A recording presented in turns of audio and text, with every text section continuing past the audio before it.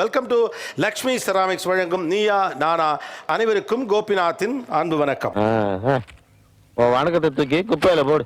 கஸ்டமர்கள் ஒரு பக்கம், கஸ்டமர் கேரில் பணி செய்கிறவர்கள் ஒரு பக்கம். இதுதான் இன்னைக்கான ஷோல நம்ம பேச போறது. பாய்ஸ் நல்ல ஆக்ஷன் பிளாக் மாட்டிருது, ஃபுல் என்ஜாய்மெண்ட் தான். வாங்கடா. ஏய் தேடி இருந்தவன் வரான். ஆத்தி வந்துட்டானா? இவனை தான் நானும் தேடிட்டு இருந்தேன். ஏ புள்ள பூச்சி, வெட்டர்வா வெல்கம் எல்லாத்தையும் ரெடி பண்ணு. ஆளுகளை பூரா ஆயுதங்களை வர சொல்லு. வந்துட்டான்டா.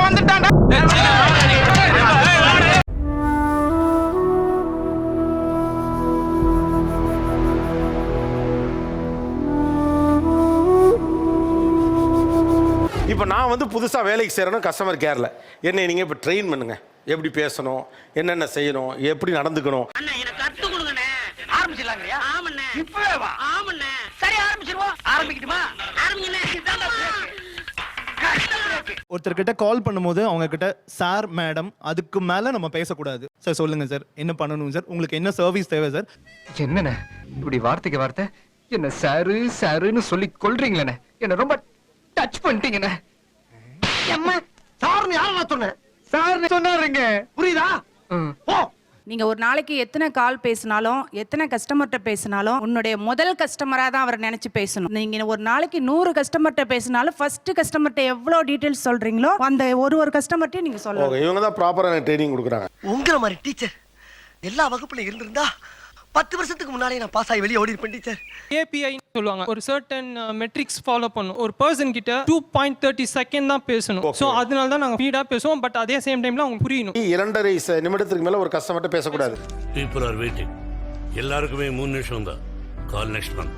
மூவ். அது எப்படின்னா, நீங்கள் கூகுளில் ஒரு விஷயம் சர்ச் பண்ணுவீங்க, அப்போ வந்து எங்களோட வெப்சைட்டையோ எதையோ பார்க்கும்போது உங்களோட நம்பர் அதில் ரெஜிஸ்டர் ஆகும். அந்த மாதிரி தான் எங்களுக்கு காவல் வரும். தெரிஞ்சு போச்சு.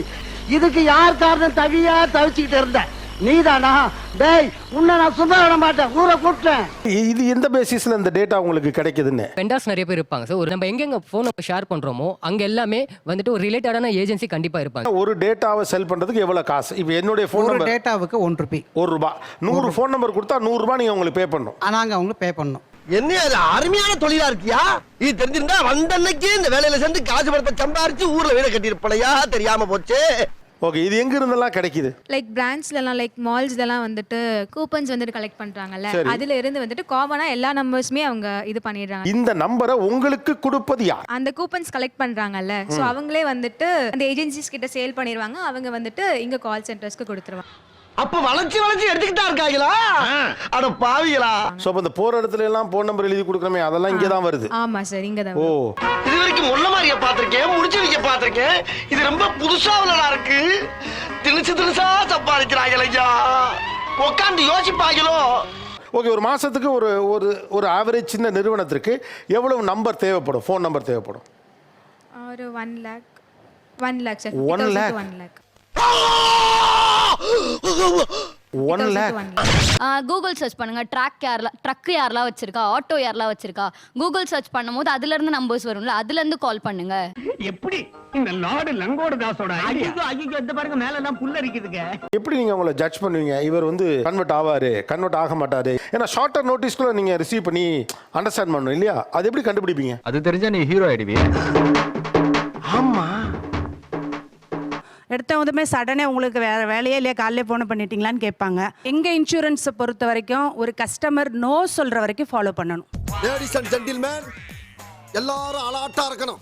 உள்ள வந்த கஸ்டமர் பர்ச்சேஸ் பண்ணாம வெளியே போக கூடாது. அந்த அளவுக்கு வாங்க வாங்க வாங்கன்னு உபசரிக்கணும். மார்ச் 1ஆம் தேதி கால் பண்ணுங்க. ஹலோ, வணக்கம் சார். வணக்கம், சொல்லுங்க. நான் மகாலட்சுமி பேசுறேங்க sir, from insurance company sir. இல்லம்மா, எல்லாம் இன்சூரன்ஸ் தான் இருக்கு, நான் வேலையா இருக்கேன், அப்புறம் பேசுங்க. 2 days கழிச்சு கால் பண்ணுமா? மார்ச் 3ஆம் தேதி. இன்னும் 2 நாள் கழிச்சு கால் பண்ணுவேன். மார்ச் 5ஆம் தேதி. ஐயோ, எந்த ட்ரெண்ட்ல பேசினாலும் எந்த ரூட்ல போனாலும் விடவே மாட்டேங்கிறானே, நான் என்ன பண்ணுவேன்?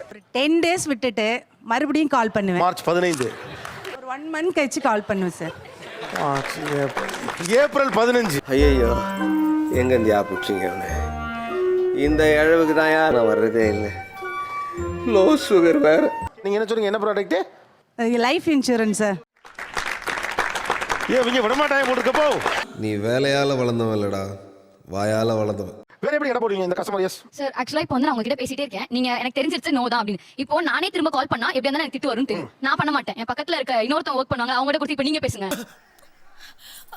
மறுபடியும் முதல்ல இருந்தா கால்ஸ் லீட் ஆகுது அப்படின்னா எப்பயாவது லீட் இல்லாமல் இருக்கும், எப்பயாவது நம்பர் இல்லாமல் இருக்கிறப்போ அந்த நாட் இன்ட்ரெஸ்டட் கால்ஸை சிஆர்எம்ல போட்டு ஆட்டோ டயல் ஆகும்.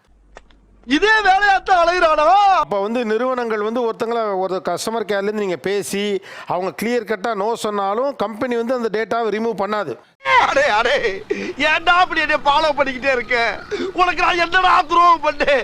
இதுல ஆட்டோனாலயா நான் ரிமூவ் பண்ணிடுறேன் சார், நான் நாட் இன்ட்ரெஸ்டட் போட்டுறேன் சார் அவரும் சொன்னார். ஆனா அதையும் தாண்டி வரும்போது தான் எரிச்சலாயிருது. ஹலோ ஹலோ சார், நாங்க பிசிஐ பேங்க்ல இருந்து லைஃப் டைம் கார்டு தரோம், வேணுமா? ஏ உனக்கு நேரங்காலமே கிடையாதா? லைஃபே போகும்போது லைஃப் டைம் கார்டா? ததுரம் பிடிச்சோல வெடி போன. நான் கேட்கிற ஒரு விவசாயம் இல்லை உங்களுக்குலாம்.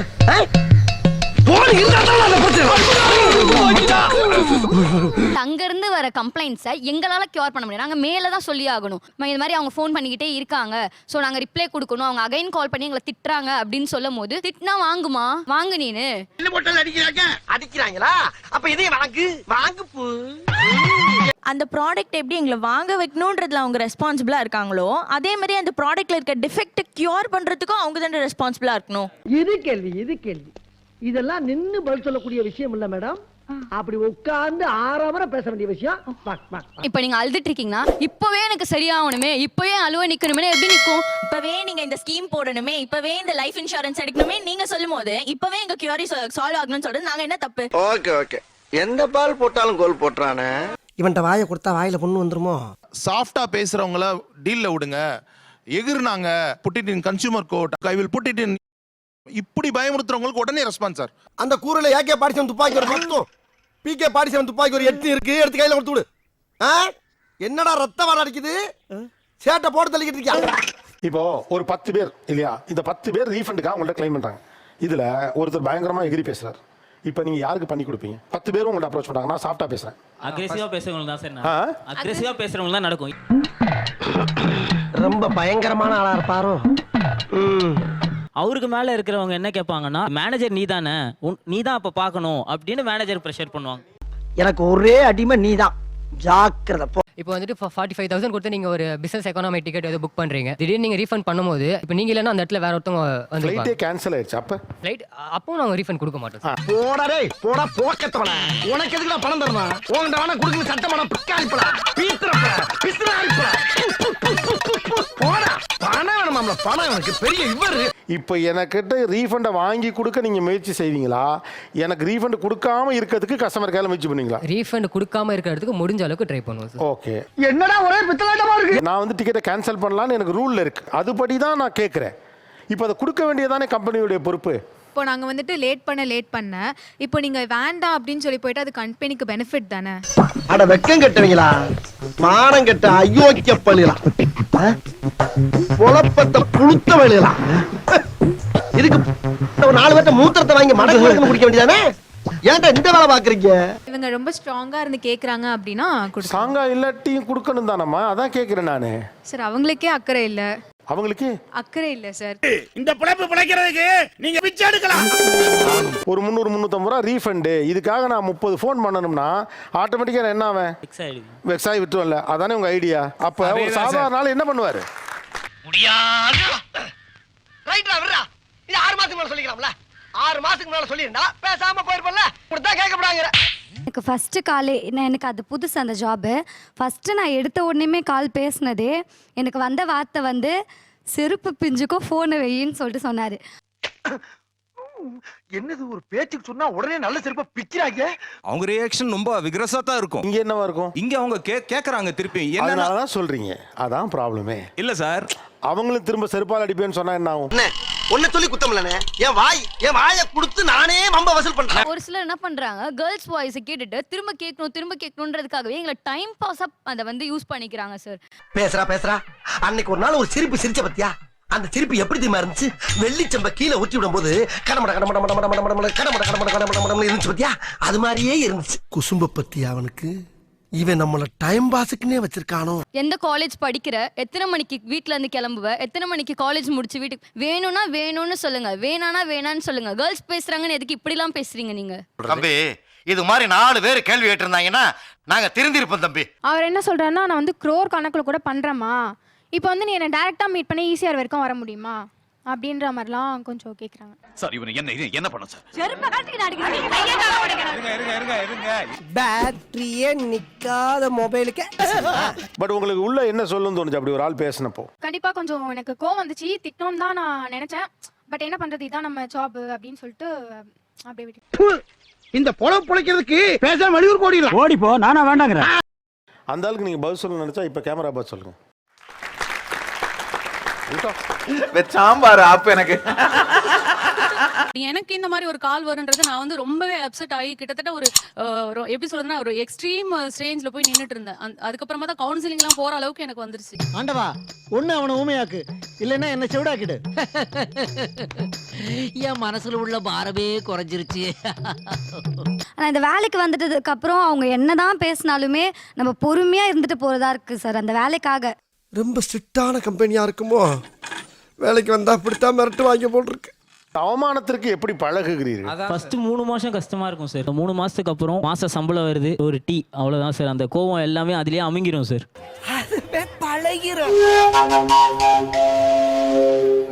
அப்படியே இருக்குது. அப்புறம் ஒரு 2 months 3 months போனதும் அவங்க திட்டுறதெல்லாம் எப்படி இருக்கும்னா, அப்பா அம்மாவே திட்டல, ஆனா இவங்க திட்டி நம்ம பழகிக்கிறோம்.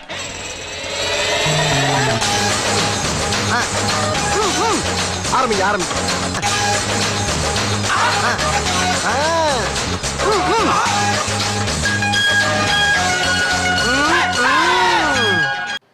அப்படி ஆயிடும். எப்படி எடுத்துக்கிறீங்கன்னு கேட்குறேன். வேற வழி இல்லை சார், கமிட்மெண்ட் நிறைய இருக்கும். நான் அவரோட சுச்சுவேஷன் புரிஞ்சுக்கிறேன். ஏன்னா நிறைய பேர் நம்ம சுச்சுவேஷன் புரிஞ்சுக்கிறது இல்லை. ஏன்னா அவங்களும் அதே மாதிரி சுச்சுவேஷன்ல இருக்காங்க. அதுக்கப்புறம் சொல்லிட்டு அது மாதிரி நினைச்சிட்டு போக வேண்டியதான். இதுதான்ப்பா வேலை. ஏன்னா அவர் ஈஸியாக ஒரே வார்த்தை சொல்ல, நானும் 10 வருஷம் இந்த திட்டெல்லாம் வாங்கிட்டு தான்ப்பா வந்திருக்கேன், பழகிக்கணும். பிச்சு போற என்ன பண்ணுவாங்க? காரி துப்புவாங்களா? துப்புறா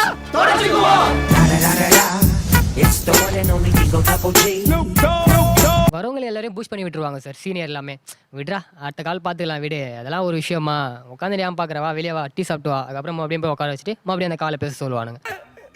என்ன சார் பண்றது? ஐயோ, அழுகை நிறுத்து, அழுகையை நிறுத்துறா கண்டத்தோட. டேய், நீ புதுசா வேலைக்கு வந்தவன்டா, அதனாலதான் இப்படி பயப்படுற. நாங்க என்ன அந்த நேரத்துல நாங்க என்ன சொல்ல முடியும்னா, மொபைல் ஆஃப் பண்ணி வச்சுட்டு அந்த ஆளை என்னென்ன திட்டமோ திட்டி தோல. இப்படிதான் சார் எங்களுக்கு சொல்லுவாங்க. பாக்குறியாடா? வாட்ஸ்அப் சவுண்ட் ரெக்கார்டர் பட்டன் அழுத்த வந்துட்டேனா? அழுத்துறியா? இல்ல, நீ ஒரு ஃப்ளோல செம்மையா பேசியிருந்தேனா, அப்படியே ஒன்னையே பார்த்து ரசினே அழுத்த மறந்துட்டேனா? நடத்துறது யாரு? நடத்துறது அந்த டெலி காலர் ஆபீஸ். அது யாரு? அது நாங்க தான். நீங்க தானே? ஓகே. இத தானே முதல்ல இருந்தே சொல்லிட்டு இருக்கோம். என்னப்பா இதெல்லாம் உனக்கு தேவையா? அந்த 3 மாசம் அவங்க திட்ட இவங்களுக்கு பழகிடும். எவனோ ஒருத்தர் கால் பண்ணி, யாரோ ஒருத்தர் கால் பண்ணி கண்டிப்பா திட்டுவாங்க. ஏன்னா அந்த கிளாஸ்ல practice make a man perfect. என்ன சொன்ன மச்சான்? அனுபவமே ஒரு மனிதனுக்கு நல்ல பாடத்தை கற்றுத் தரும்னு விவேகானந்தர் சொல்லிட்டாரு. எங்க அம்மா எடுத்துருவாங்களோ, எங்க அப்பா எடுத்துருவாரோ, நம்ம புள்ளைய இப்படி நம்மளே திட்டினது இல்லை, நம்ம பிள்ளைய அவங்க கிட்டே இப்படி திட்டுவாங்க. அதெல்லாம் ரொம்ப கஷ்டமா இருக்கும் சார் மனசு. என்ன வளர்த்துற? ஆனா பொழப்பு நடத்துருவேன். இதுக்கெல்லாம் நான் எங்க போவேன்? இப்படி எல்லாம் கட்டிக்கிட்டு உண்டாடாப்பா நல்லா எல்லாம் வாங்க முடியுது. போறதான் போற, இந்த நாய உசுன்னு பத்திட்டு போ. அவ்வளவுதானே, பத்தி விட்டா போகுது. உங்களிடம் விடைபெறுகிறேன். நன்றி, வணக்கம்.